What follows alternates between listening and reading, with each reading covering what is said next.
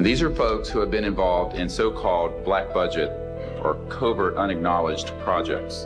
And he says, no, we don't tell the public about this. It would panic the public. These unacknowledged special access projects are taking in at least $40 to $80 billion per year.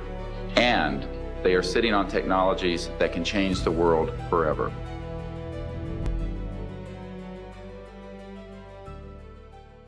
Hi, my name is George Filer III. The reason I'm here is because George Filer V is in the hangar and will be born on Friday. And I'm a retired intelligence officer and flyer with almost 5,000 hours, and I didn't believe in UFOs until London Control called us in the winter of 1962 and asked us, would we chase one?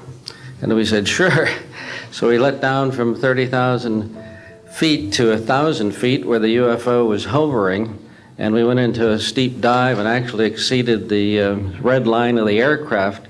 So it's kind of dangerous chasing UFOs. In any case, I was able to get the UFO on the aircraft radar at about 40 miles, and we could see a light out in the distance, and as we closed, we kept on picking up this radar return.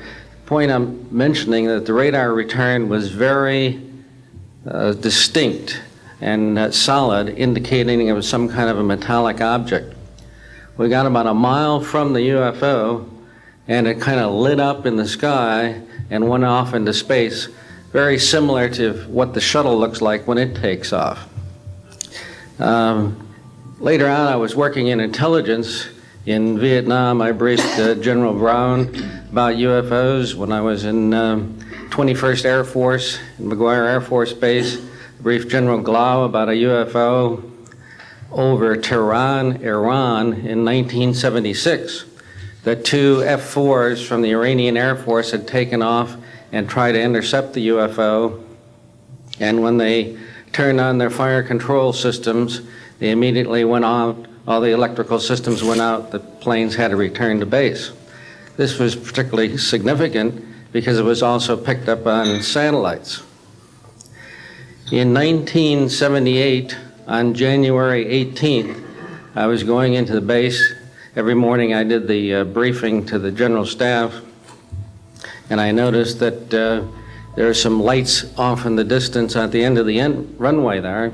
And when I got into the command post, the senior master sergeant in charge said that there had been UFOs in the pattern all night. They're on radar. The tower had seen them. They gotten aircraft reports and so on. And that one had landed or crashed at Fort Dix. Fort Dix and McGuire are right together. And this is kind of like the Roswell of the East. But in any case, an alien had come off the craft and had been shot by a military policeman, and apparently was wounded and was heading for McGuire.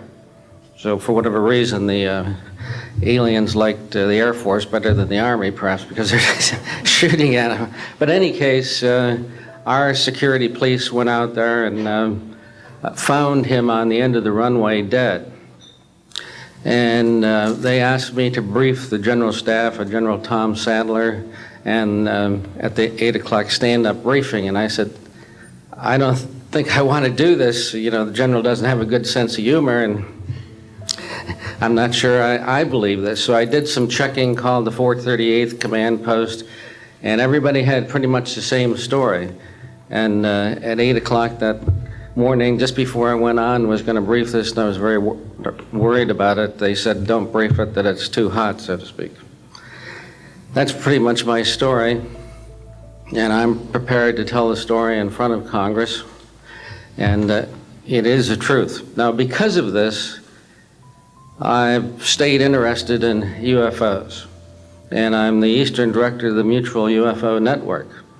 And between the National Reporting Center and Peter Davenport and the MUFON, we get 100 reports a week on average of people from all over the United States that see these things regularly.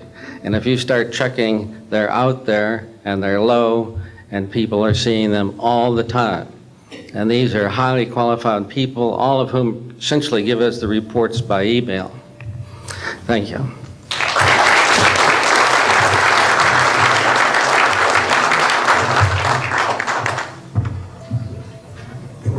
Morning, ladies and gentlemen. My name's Clifford Stone. I was a Sergeant First Class, United States Army. I had a secret clearance with nuclear surety. I could get the clearance that I needed to do whatever it was that was necessary for me to do at the time on special operations when I was called in on those. What I'm referring to here is that I was involved in situations where we actually did recoveries of crashed saucers, for lack of a better term, debris thereof. There were bodies that were involved with some of these crashes, also some were alive. While we were doing all this, we were telling the American public there was nothing to it. We were telling the world there was nothing to it. I'd like to go into detail on some of the cases about the nuts and bolts cases right here, but I will be available if you have any questions concerning my involvement in this. You can talk to Dr. Greer to arrange for me to get to talk to you.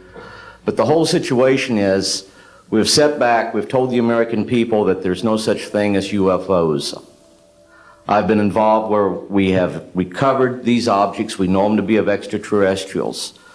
In 1969, I had an event that happened to me while I was stationed at Fort Lee, Virginia. We went to Indiantown Gap, Pennsylvania. That would be my first exposure to any time that we would be recovering an unidentified flying object. When we went there, we already had people that was already in the facility. We were a backup team, which was supposed to be NBC because there was supposed to be some nuclear materials that was on board this craft. Later on, most people involved were to be told that there was nothing on board it. It was nothing more than just a crash of one of our aircraft. I know better because I was one of the people that approached it with a Geiger counter to get surface readings. I was the first person to go ahead and see that there were bodies on it.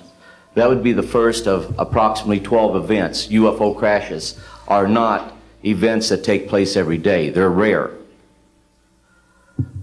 I know we're not alone in the universe. I know that the absence of evidence is not evidence of absence. It's evidence that has been denied to the American people.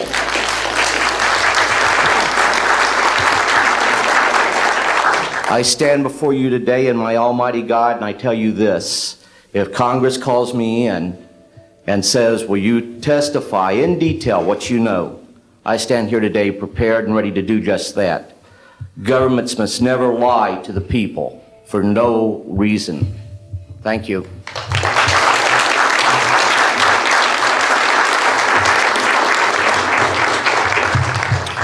Good morning. My name is Mark McCandlish, and for the last 21 years, I have worked as a conceptual artist for a variety of defense contractors. I've been involved in conceptual artwork or the production thereof for Rockwell on the X-30 program, and also on the HISTEP program. That's spelled HYSTP, means Hypersonic Testbed Program. During the course of my career, I've twice had a secret security clearance. In 1967, while my father was stationed at Westover Air Force Base, the headquarters for 8th Air Force Strategic Air Command, I witnessed and watched through a telescope a UFO which hovered over a nuclear weapons storage facility for approximately 10 minutes and then departed with an acceleration approaching a bullet leaving a rifle barrel. In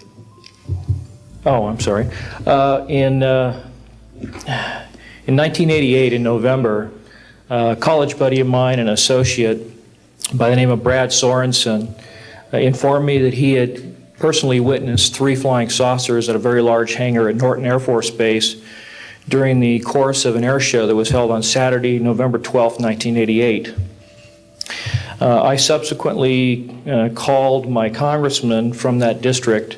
I called his office. This was Congressman George E. Brown, Jr., who at the time was the chairman of the Congressional Committee on Space Science and Advanced Technology.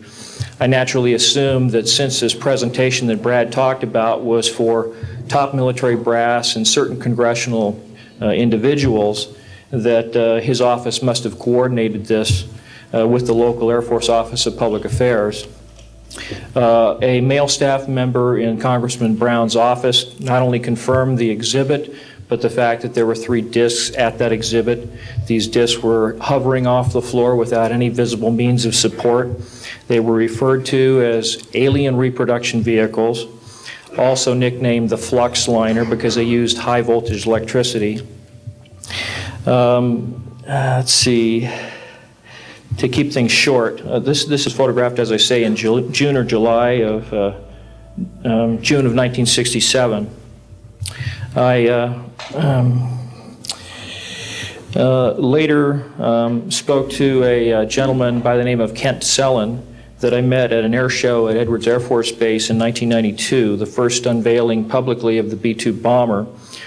He indicated to me that in 1973, when he was a crew chief working on experimental aircraft at Edwards Air Force Base, that he had unintentionally wandered into an area where there was a classified aircraft, namely the ARV. He described it in detail, and he added other details to the account concerning the configuration and the operation of the vehicle that Brad Sorensen was not aware of. Subsequently, Brad Sorensen met with the famous aeronautical designer Burt Rutan, gave him a copy of this blueprint which you've just been shown. Mr. Rutan felt that it was a joke and put it on his wall as kind of a joke.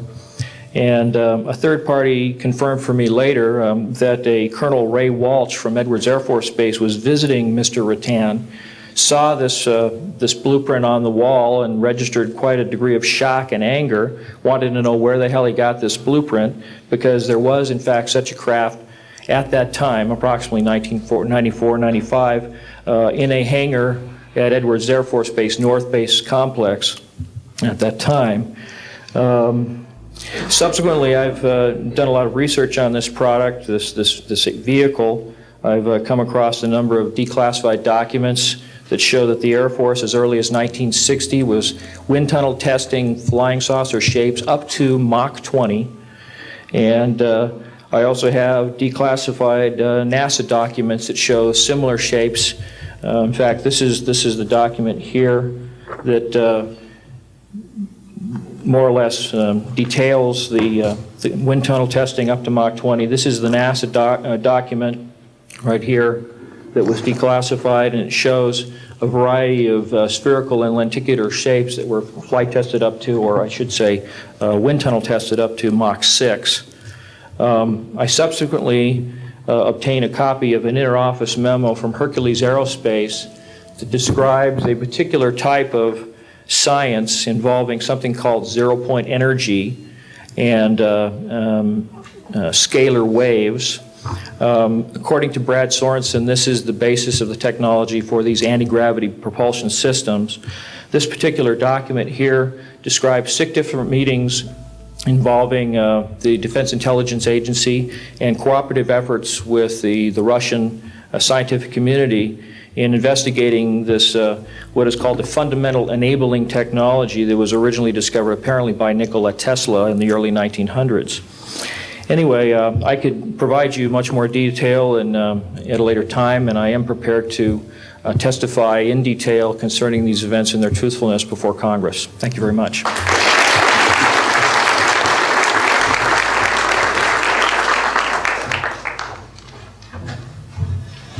Good morning. My name is Daniel Sheehan. I'm an attorney and serving as general counsel to the Disclosure Project. I'm a 1967 graduate of Harvard College in American Government Studies and Constitutional Law, and a graduate of Harvard Law School. And I served as general counsel and one of the co-counsel for the New York Times in the Pentagon Papers case, and was involved in briefing and arguing the case in front of the United States Supreme Court, giving permission to the New York Times to publish the classified documents, the 47 volumes of the Pentagon Papers. Subsequent to that time, I served as special counsel to the office of F. Lee Bailey as one of the trial counsels when we represented James McCord in the Watergate burglary, and got Mr. McCord to write the letter to Judge Sirica to reveal the Watergate burglars' relationship to the plumbers unit in the White House at that time. Subsequent to my service in that case, I went back to Harvard to the Divinity School to study Judeo-Christian social ethics and public policy. Did my master's work and PhD work there, and became general counsel for the United States Jesuit headquarters in Washington, D.C., assigned to the National Social Ministries Office and their Public Policy Office. It was there in 1977 that I was contacted by Miss Marcia Smith, who was the director of the Science and Technology Division of the Congressional Research Service.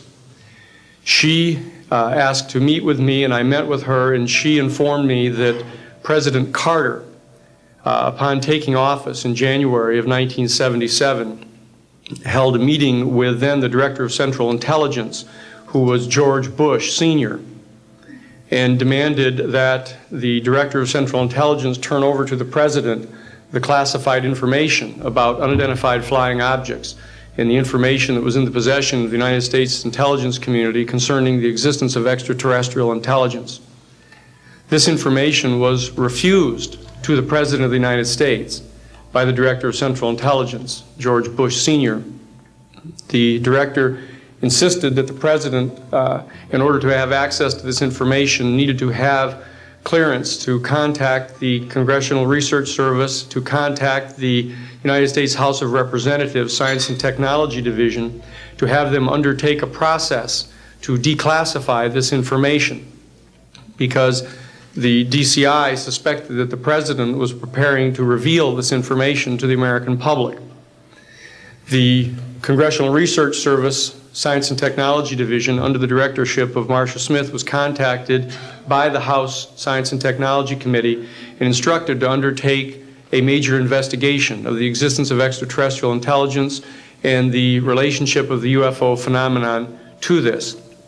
I was contacted by Ms. Smith and asked, in my capacity as General Counsel to the United States Jesuit Headquarters, National Social Ministry Office, to see if we could obtain access to the Vatican Library, to obtain the information that the Vatican had with regard to extraterrestrial intelligence and the phenomenon of the UFOs.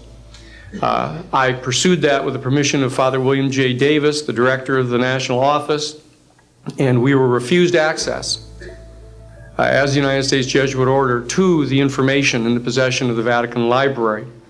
When I reported this to Ms. Smith, she then later subsequently asked me to participate in a project which I can go into some detail during the question and answer period or later to individuals, pursuant to which I was given access to, as a special consultant to the United States Library of Congress Congressional Research Service, to the classified portions of the Blue Book project of the Air Force.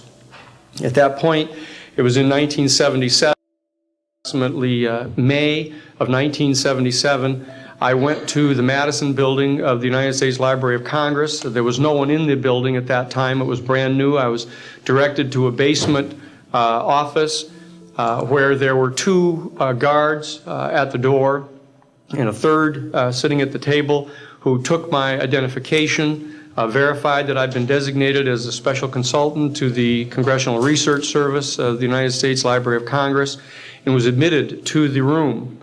I thereupon found photographs, some dozen photographs, of what is unquestionably an unidentified flying object on the ground that had crashed and plowed a furrow in a field of snow, and it was embedded in an embankment. There were United States Air Force personnel surrounding this craft, taking photographs of the craft. And one of the photographs, I could see that there were some symbols on the side of the craft. And so I proceeded through the photographs and found a close-up photograph of these symbols. I'd been instructed that I was to take no notes and had to leave my briefcase and all my identification outside of this room, but I had brought with me a yellow pad. And so what I did is I opened up the yellow pad and refocused the overhead camera onto the same size as the cardboard backing of the yellow pad, and I physically traced the copies of the symbols on the side of this craft, closed the yellow pad back, put the microfiche back into the canister, reclosed the box that I had, and I said, "It is time for me to leave." And I took this and proceeded to leave the office, at which point the security guard stopped me, and one of them said, "What is that you have there, Mr. Sheehan?"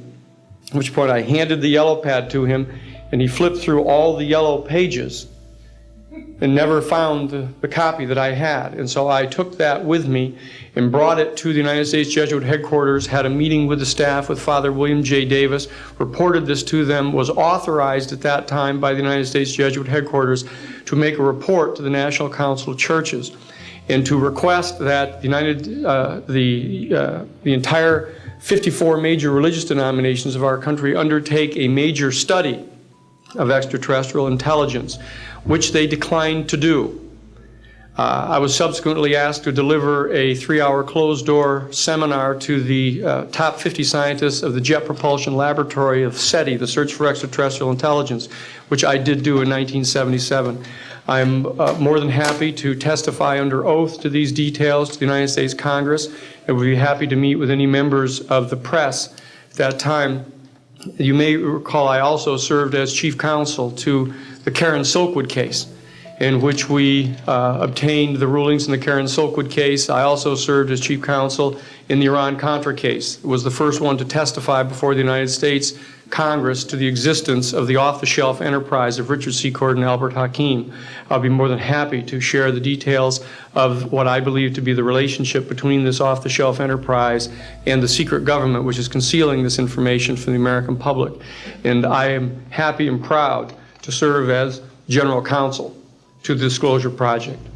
Thank you very much.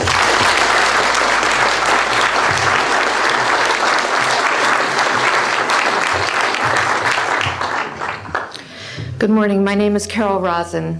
In 1974, after being a 6th grade school teacher, I was introduced to the late Dr. Wernher von Braun, in the U.S., the father of rocketry.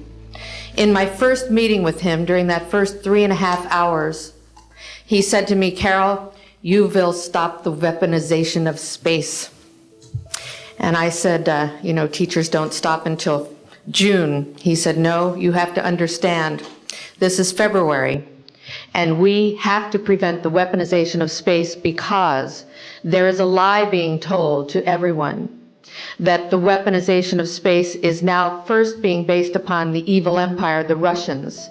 There are many enemies," he said, "against whom we're going to build this space-based weapon system. The first of whom was the Russians, which was existing at that time. Then there would be terrorists. Then there would be third world countries. Now we call them rogue nations or nations of concern. Then there would be asteroids." And then he would repeat to me over and over, "And the last card, the last card, the last card would be the extraterrestrial threat." Well, at the time, I kind of laughed when he said asteroids, and when he said extraterrestrials, I knew I wasn't going to deal with that subject.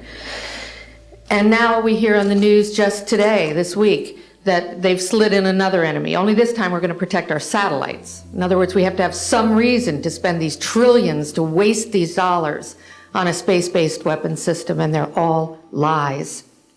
This is a system, he told me, that would never protect anyone. Even back then, he talked about suitcase bombs. He talked about chemical, viral, bacterial, biological warfare, that these space-based weapons would never protect us against. And then he told me that, in fact, if you travel around the world, which I did after he died in 1977, I met with people in over 100 countries who were friends. They didn't want to build space-based weapons. I became a space and missile defense consultant, and I worked with people around the world. I became an advisor to the People's Republic of China. They don't want to build a space-based weapon system, and he told me back then that they didn't. He said, "Go to Russia. They're considered to be the enemy." I got on a plane by myself. When I got to Russia, I had a list of people that I had read out of the newspaper. Chernenko was in office then. He was the only one I didn't get a chance to meet. They introduced me to everyone when I got there. And when I got back, I said, "Oh my Lord, this man is telling the truth. There is no threat." And I've been waiting until this day for 27 years, and I'm expecting the spin to happen, because he also explained to me that as a military strategist, as a person who worked on the MX missile, which I did later, He said, you will find that there is going to be a spin to find some enemy against whom we have to build space-based weapons. And now we should expect the spin, because he said part of the formula for the intelligence community is if they might have a weapon, then we have to consider that they do have these weapons. So now they do have these weapons, so now we have to build these weapon systems. And that's the formula, except that it's all based on a lie. And we have witnesses here today that have shown you that these extraterrestrial beings, that these craft that have come here are now not UFOs, they're identified flying objects, and we know that they have beings in them. And we have witnesses here who have told you that they can shut down our missile silos, they can stop a rocket going into space that's a test. We have witnesses here who have worked in the classified departments who have the courage to come forward here to support what Wernher von Braun told me back in 1974 to 77.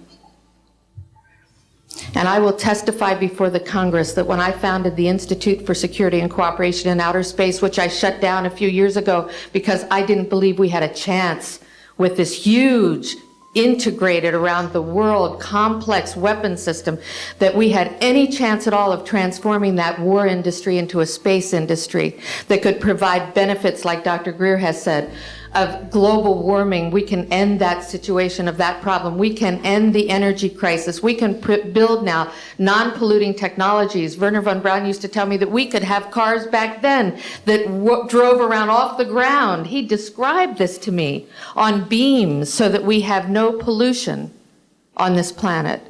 And we can solve the problems of the people that are urgent and potential, and the other animals and the other cultures on Earth and in space. And we can end the arms race without dislocating the industry jobs, without disrupting the economy, by transforming, Wernher von Braun told me, the war industry into a global cooperative space industry that will provide, he said, finally, more jobs and profits on this planet than during any hot or cold wartime, more products and services that can be applied directly to solving the problems of this planet.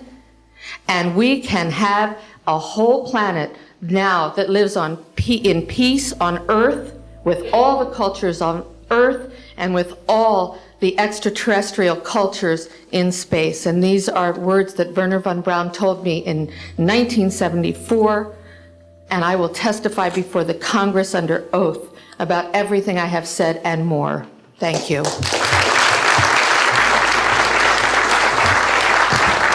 Thank you very much. I'd like to thank each of the witnesses and for your patience. We're running about 50 minutes late, and I do apologize for that. I want to emphasize that all of these witnesses each could speak for probably anywhere from 2 to 5 hours about what they have witnessed. We were trying to give you a snapshot. We have another 400 of these witnesses. I have carried this burden for 8 years. I'm now giving it to you, the American people and the people of the world, to take it forward. What I'd like to do now is open the audience for questions from the media. You may address them to me or to an individual witness as you deem appropriate. Yes, ma'am. Yes, Maribel Gonzalez with Reforma, Mexican newspaper. I have 3 questions. One is,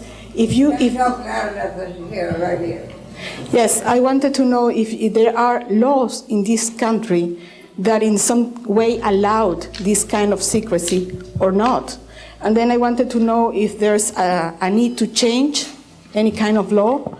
And the next one I wanted to ask you, if you may, is who is profiting from this secrecy that maintains in secret the solution to the energy crisis? I mean... Well, let me get to those, okay, quickly, because we are short on time. First of all, I think initially there was an appropriate national security apparatus in place in the 40s during the Truman and also Eisenhower years. By the late Eisenhower years, we have a testimony from Brigadier General Stephen Lubkin, still a practicing attorney, that by the late Eisenhower years that he had lost control of these projects primarily because of the compartmentalization into the military-industrial complex. Operative word industrial. There are corporations such as SAIC, Lockheed Martin, Northrop, and others that deal specifically with this issue, with advanced energy and propulsion systems connected to UFOs. And I think that what has happened, from the best we can tell, from insiders that have briefed me for now about 8 years, is that we have lost control of these projects from a constitutional law perspective because the infrastructure within military intelligence and corporate channels is so well funded and so complex and labyrinthine that there are compartments within compartments within compartments, and people who are in the Congress who make inquiries, and in fact President Clinton, when he made inquiries, were simply denied access, as you heard earlier that President Carter was denied access. On your other question, I would say that in terms of profiting from the status quo, big oil. There are certain geopolitical and financial infrastructures that would not welcome a definitive replacement to the fossil fuels. I will tell you, and we can prove this with other scientists who are ready to come forward, that we already have a complete replacement for any fossil fuels or ionizing nuclear power plants. We don't need them. We haven't needed them. Probably have not needed them since the time I was born. Now, of course, this is a major issue. You're talking a multi-trillion-dollar global infrastructure change. And so this does hit the alarm bells at the National Security Council economics area. However, what is more serious to the national security? Keeping the status quo or letting ourselves go into a global ecosystem collapse and running out of fossil fuels and having massive rolling blackouts, not just in California, but globally. We have got to do something about this, and soon, and that's why we are advocating open hearings in the Congress. Other media, please. Yes, sir. I just want to know if anybody at the UN is looking into this. I personally met with Boutros Ghali's wife, Aliyah Ghali, who said that her husband was quite concerned about this. This was in the 1990s. Since then, we know that there have been other people at the UN who've made inquiries. The problem is the UN has no mandate to deal with this. It needs to be given a mandate from its constituent member nations. And I think that the public and the member nations need to ask that the United Nations get involved with this. This is an international peace issue and an international security issue, and it should be taken up by the UN Security Council. And of course, we are recommending that as well. Yes, sir. So I think my question is actually to Clifford Stone. You said that you had seen aliens on a craft. I could, but it would probably take a whole lot of time. The reason I state that, when I got out in 1989, we had cataloged 57 different species. You have individuals that look very much like you and myself that could walk among us and you wouldn't even notice the difference, except for some of the things that they might be able to go ahead, even in a dark room, and touch an object and go ahead and identify what color that object might be. They would have a heightened sense of smell, sight, hearing. The situation is that you have various types of what we normally call grays. We didn't call them grays in the military, but you had at least 3 types of the grays. You had some that were much taller than we were. The unique thing that I'd like to point out for the most part is that the entities that we did catalog were in fact humanoid. Now this created a situation where the scientific community was trying to figure out why that would be the case, because you would expect that if life evolved on other planets, that they would take on some type of other being, so to speak, not necessarily look humanoid or be bipedal such as we are. But apparently, we got quite a few of the species out there that are humanoid in appearance, and that creates a question that yet has to be answered by science. Yes, and as I call on you, please state the news agency that you were with. Yes, ma'am. Deanne Divis with United Press International. Could you please address the vehicle that there was a drawing displayed of? Why would this vehicle be on display at an air show? What is the power source that you are asserting is going to be so very useful? And how can you determine that this vehicle is not something that is being developed, by a government agency?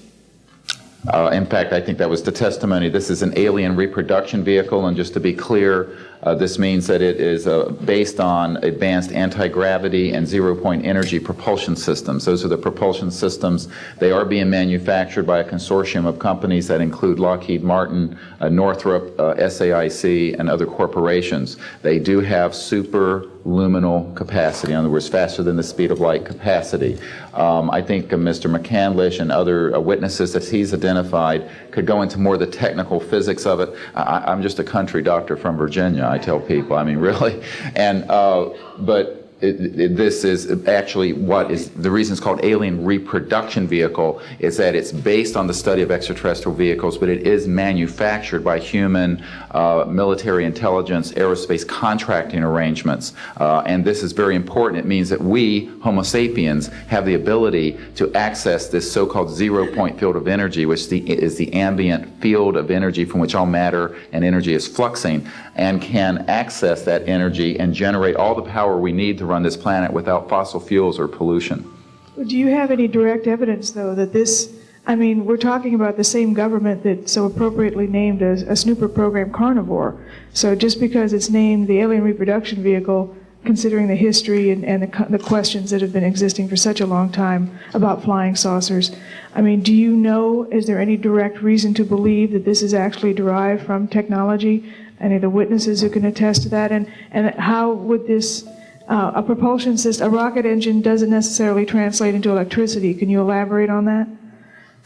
Well, the first part of your question, I would say that the testimony of witnesses we have, some of whom are here, others that are not here, but they're in the briefing materials, is that we have studied specifically extraterrestrial vehicles which have been retrieved. The breakthroughs in that research have led to applications that have led to the building of this and similar anti-gravity devices.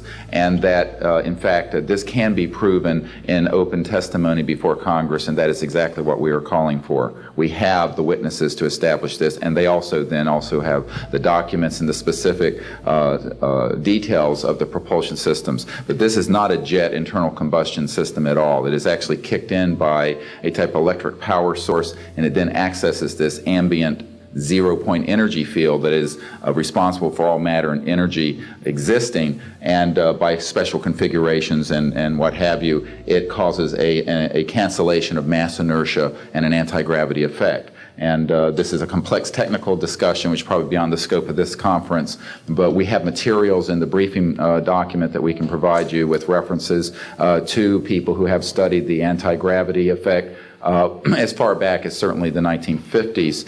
We have one witness who said that his family was connected to the RAND Corporation, and that by the mid-1950s that more money had been spent on anti-gravity propulsion systems than the totality of the Manhattan Project. So yes, we can establish those elements. Other questions? Thank you. My name is Murray Felsher. I publish a newsletter downstairs here called the Washington Remote Sensing Letter that deals with reconnaissance and surveillance of the Earth from space. My question is this. Since 1972, with the launch of Landsat 1, and now with the launch of commercial space imagery, there are some archived, I would say, upwards of 35 million photographs of the Earth from space. And not one of them has shown a flying saucer. Are you suggesting that these have been airbrushed out? We're suggesting that there is a system before the public gets hold of anything that's off of a government-connected satellite. There is a compartmented operation that does indeed sanitize them from this type of evidence. And I think the testimony of the gentleman who was with the Defense Intelligence Agency, Mr. Maynard, Ms. Hare, and others would substantiate that. We have other witnesses who have been involved in projects where such items have been sanitized out. It could also be that if you did a thorough search, you might find a few that slipped through. We obviously haven't had the research dollars to go through all the millions of images that are cataloged to look for them, but we do know there's been a very thorough sanitizing of this. And people should not be naive about the extent to which covert programs using billions of our tax dollars have been able to effectively hide this. This is one of the sort of myths of both the media and the public. It's sort of a Pollyanna myth that we live in a society where such things could not be done. In fact, they are done, and we can prove that they have been done.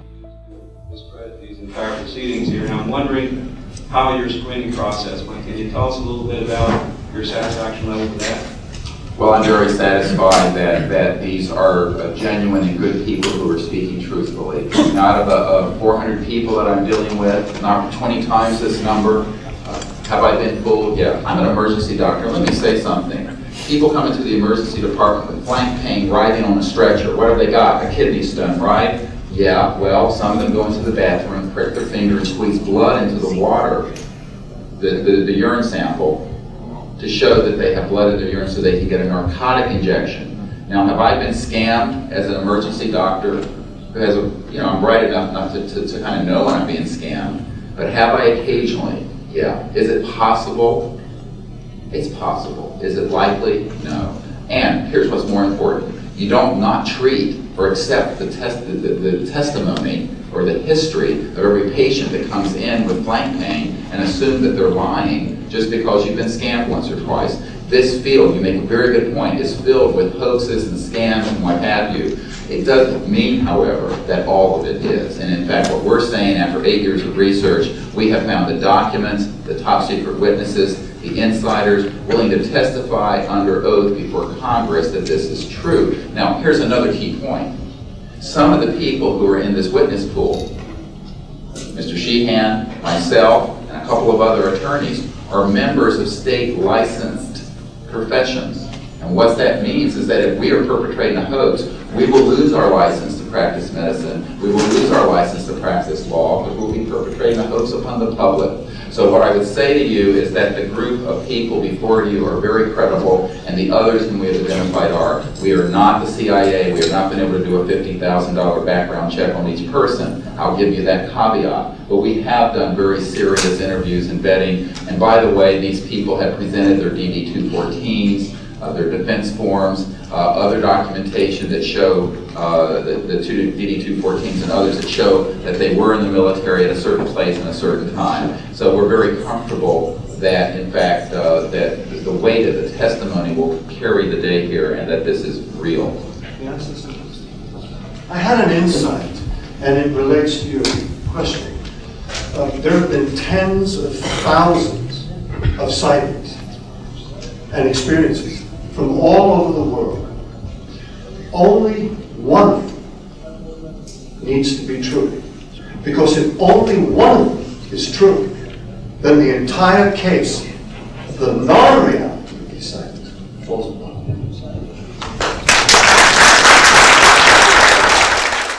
Such evidence out of the public domain, yes.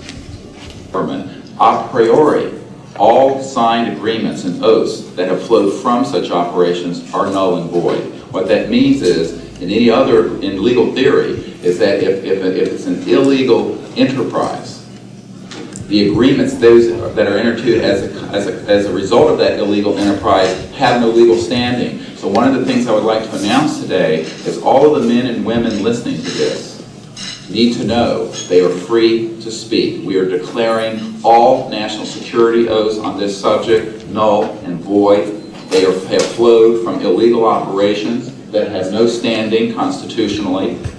My people, my mother's family, who fought in the American Revolution, were prisoner of war with the British to help found this country, did not fight and die to form the United States so that this kind of chicanery can go on. So these men are free to speak, and there can be no legal repercussions against them. We have legal counsel who will also support this theory, and we're taking this to other constitutional scholars. It is time for that game to end. It is time for a new era in the human experience. Yes.